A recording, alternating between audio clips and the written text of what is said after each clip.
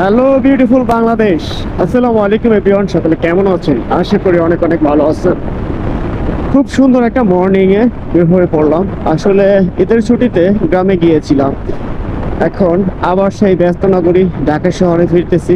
আর দেখেন একটা বিষয়, দেখেন এই যে প্রচুর কুয়াশা। আসলে আমরা কিন্তু গ্রামে আসছিলাম, এখন কিন্তু পুরা মানে গরমের সিজন চলে, ঠিক আছে, পুরাই গরম।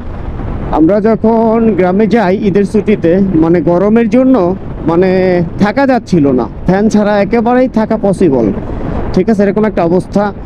আর দেখেন আজকে আমরা ব্যাক করতেছি বাইকে করেই। তো যাওয়ার সময়টা আমরা গিয়েছিলাম লঞ্চে করে।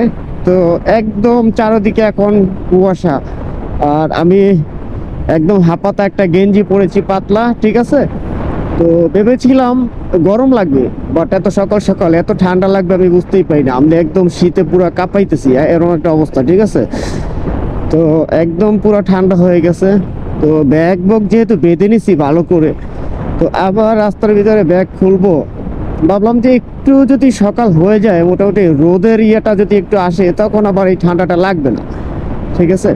তো এই হচ্ছে আর কি অবস্থা, পুরো একদম শীতে কাঁপাকাঁপি করতেছিলাম, এরকম একটা অবস্থা। তো এখনই একটু মোটামুটি কমছে, বাট হয়তো বা রোদটা একটু উঠলে পরে আর ঠান্ডা লাগবে না।